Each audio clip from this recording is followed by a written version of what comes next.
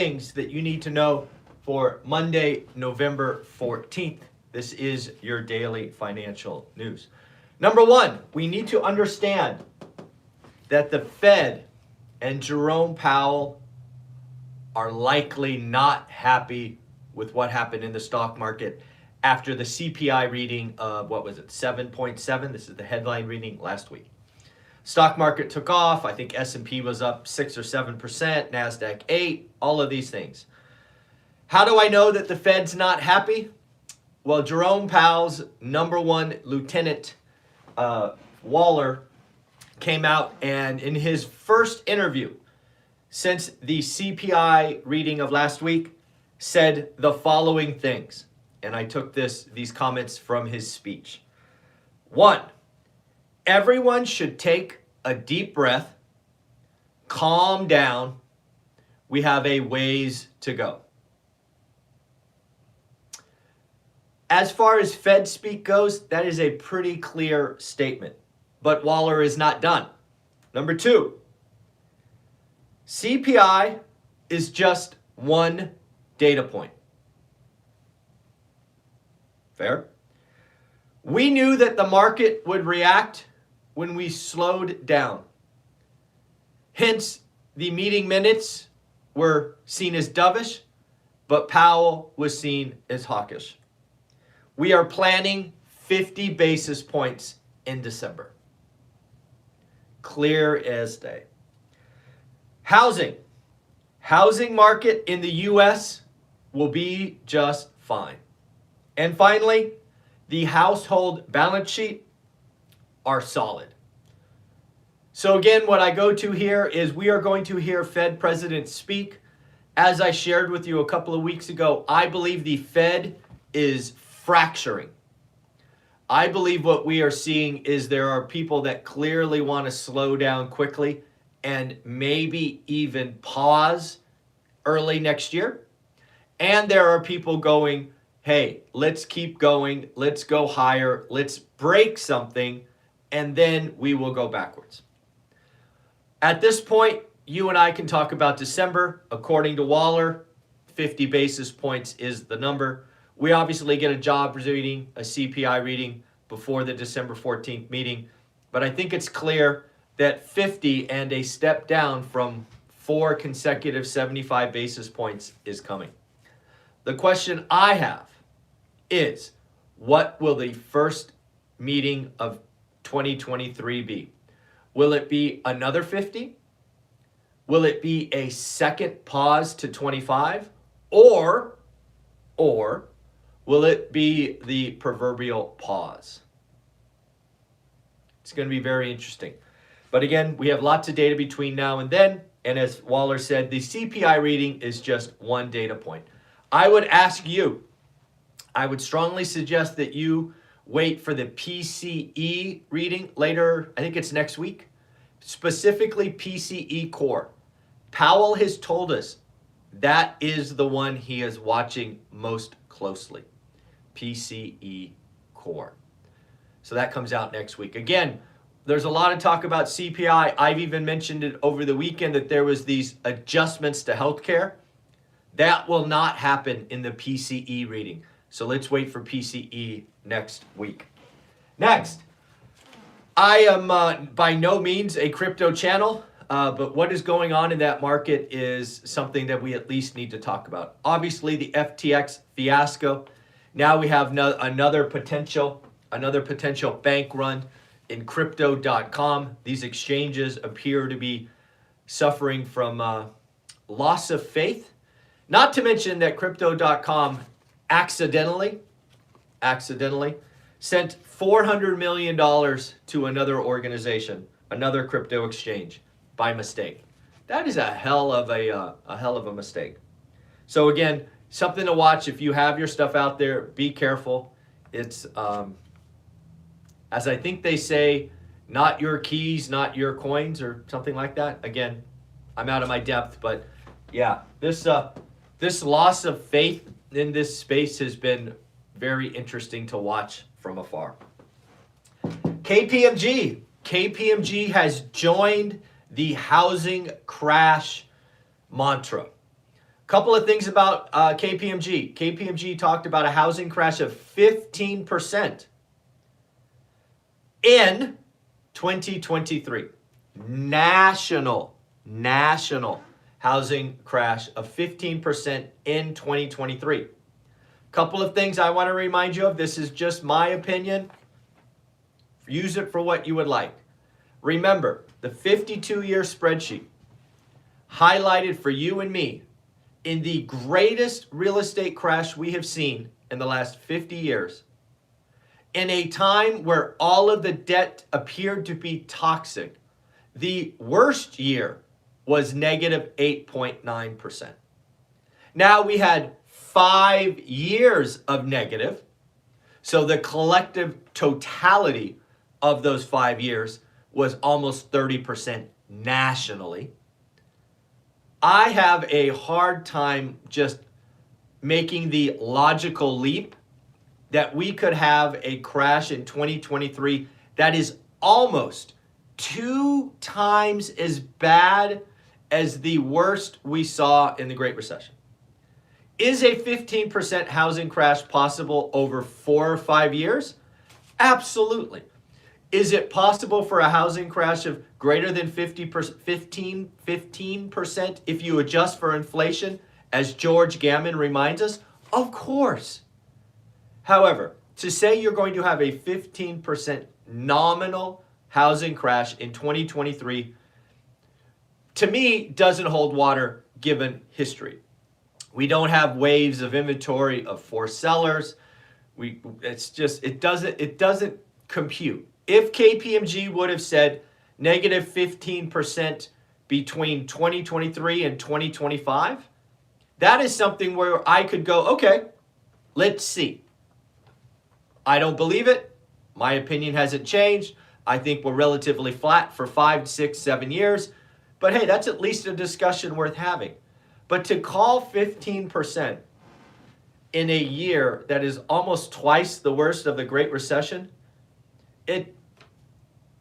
I don't know. To me, it doesn't feel possible, but hey, 2023 will be here in a second. We will find out together. So KPMG called the pandemic housing crash 15% in 2023. Next, we're going to talk about inflation, because right now we have an amazing juxtaposition about inflation. Everyone out there understands where we are. There seems to be 2 camps brewing about where we go. So let's talk about that. There is the camp of Elon Musk, of Cathie Wood, of Jeremy Siegel, and others that basically say inflation is going to collapse. Inflation is going to collapse quickly. Cathie Wood goes one step further. Oh, Kip, thank you very much for the super chat. I appreciate it. I had a great time at the event. It exceeded my expectations. Back to Cathie Wood.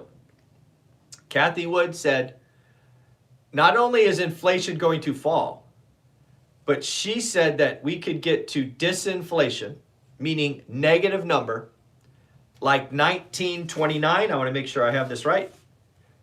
No, 1921. Sorry. I'm glad I checked. June 1921. 1921. This is before the roaring 20s officially kicked off. Inflation was negative 15%. Cathie Wood is warning that inflation not only will crash, but it will crash below 0. That is a, how should I say, gutsy call. Gutsy call. Now, again, when I look at inflation, I divide it at the macro level into 2 components. There is stuff and there are services. Roughly speaking, stuff, physical goods, make up roughly 35% of our inflation readings, which means 65% are services. Now, I agree with Cathie, with Jeremy, with Elon, that stuff given supply chains, given rising inventory, given demand destruction caused by the Fed, caused by recession, stuff will likely get cheaper. I think that is very, very reasonable.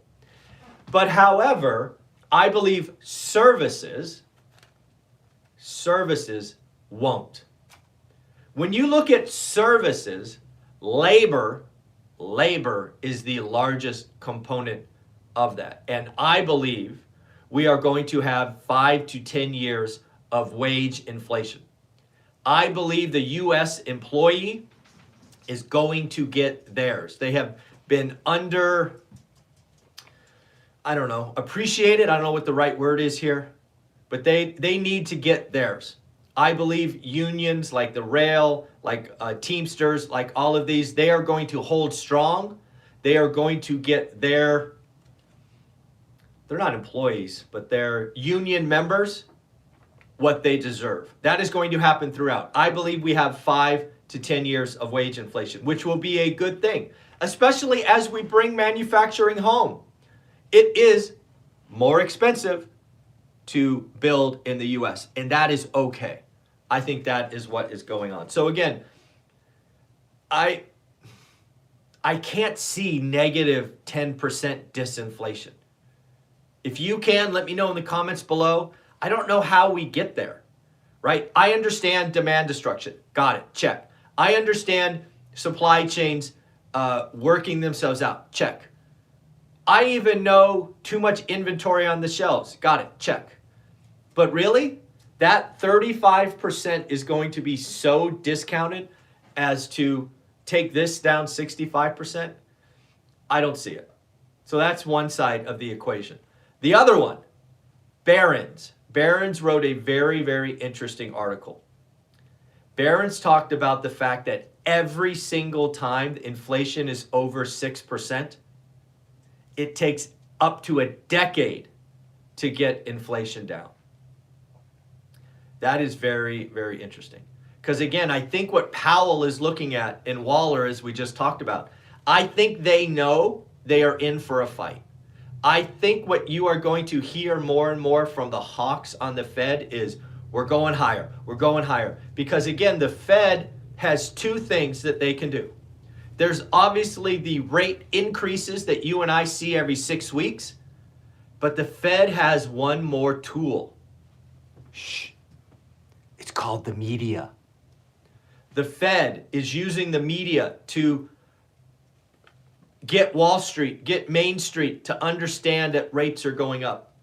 If the Fed can cause you and I to retreat, they won't have to go as high.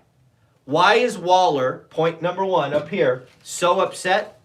Why did Waller say everyone should take a breath, everyone should take a deep breath, calm down, we have a ways to go. Why did he say that? Because he was not happy with Thursday and Friday's stock market rally. Let me tell you this right now. If the stock market goes up 50% from here, the Fed is going higher. Wealth destruction. It is just where we are at in this story. So now what do I think? As I kind of sit in the middle, I appreciate what Cathie Wood is saying, Elon Musk, Jeremy Siegel. I appreciate the great research by Barron's. My opinion hasn't changed. I look at inflation as having 3 pieces. There is the easy piece. The easy piece. And we're just going to use 8% is an easy number. We're going to assume the entire stack is 8%. I think there's 2, maybe 2.5% that is easy, that we could see fall off by March or April, right? If we were at 8, that gets us to 5.5. These are examples. None of these numbers are exact, but hopefully you get my point. There is the easy. Then there is the medium hard. Medium hard, like we really do have to see layoffs go from, we have to see unemployment go from 3.7 to 5 or 5.2 or 5.4. we really do have to enter a recession with negative GDP of 2%, of 2.2. We just have to get there. The only way to get through this is to get through it. That's the medium hard. Maybe that takes off 1.5 points. And then, folks, we're at 3.5, 3.8, and then it's hard. It's hard. If you bring manufacturing from offshore to onshore, that is inflationary. It just is. It's not bad. It just is inflationary. If you build a widget in China versus build a widget here, it's more expensive here. I'm not saying that's bad. I'm not even saying it shouldn't be done. It should be, but it is inflationary. So I think there is easy, medium, and hard. And now, while I certainly hope we are not having this battle for a decade, I do not think this is something that happens quickly. So that's where I sit in the inflation discussion. Great Depression. Not only did Cathie Wood say that we could have 15% disinflation, meaning negative number, she is now saying if the Fed doesn't stop, reverse, change its opinion, they will cause a Great Depression. Now, I think that is somebody who is talking their book.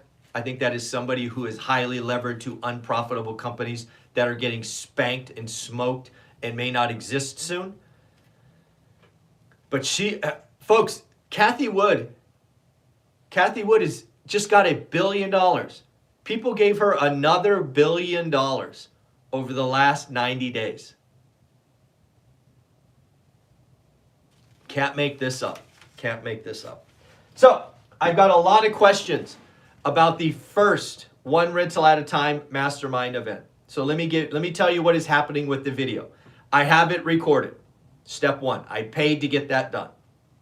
2, I gave the flash drives to Millennial Mike yesterday. This is our plan. Our plan for this is A, we are going to roll out every speaker one at a time. Mike's going to cut up the videos one at a time, and hopefully we're going to get those over 7 to 10 days, each of those videos that will come out. 2, I am going to load those in my course, How to Get Started One Rental at a Time. So if you are a course member, you will get it for free. Yes, folks, I use my course, How to Get Started One Rental at a Time, as a catch-all for everything we create. So this 8-9 hour mastermind will eventually end up in its totality in that course in one of the bonus sections for free. For free. Hopefully you see that is a good thing. Second, I want to be very, very clear and upfront right now. Once we are done loading this event in the course, which probably will take 6 to 8 weeks, it's a huge file and we got to clean it up a little bit, I am going to raise the price. It is going to go from $329 to $399. I'm telling you that right now. So, if you like to save money, you want to get the mastermind, buy the course, you get everything that's there now, you get the Facebook group, you get all that stuff, and then you will get the videos as they are loaded. I just spoke to Mike this morning. Hopefully every 7 to 10 days, we get another batch loading. If you only want to watch the mastermind, I will create a separate, I guess it's called a course, where you can just buy that. I don't know what that will be. It will be, I don't know, $50 or something if you just want to watch those 9 hours. I believe you need to buy the course, How to Get Started One Rental at a Time. You need to start doing your work, buy box, all of that. You need to join the Facebook group. That is the happiest place on the internet with people doing the work every day just like you.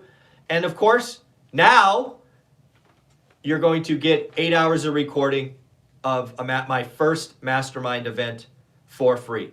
No charge, no uplift, it's just there. If you want to wait until it's all loaded, I will raise the price to $399. I don't want anybody to be surprised. So know that that's coming. I would buy the course today so you don't forget. It won't be any cheaper. I don't do Black Friday specials. I'm not a marketing machine. I have no employees, none of this stuff. It's just me. Then lastly, 2 more things. We need to congratulate some people. Sheila, congratulations for getting your deal. And Edwin, congratulations for getting your deal. Your cards will be going out in the mail. Don't forget to take selfies, give book reviews. And lastly, folks, look at this number up here. 39,980. We are 20 people away from 40,000. And then you and I march to 50,000. 50,000 is an important number on this channel because we are going to do a Vegas event. I am now shooting for the Vegas event to be 2 days. We are going to do 2 days like we just did the original 1 rental at a time. It is going to be amazing. Same format, audience participation throughout, no PowerPoint, no selling, just giving, giving, giving. So we can't have that event until we get to 40 and then 41, so on and so forth until 50,000. So help us out. And again, if you are at the event over the weekend, please keep tagging me on Instagram. Put the selfies.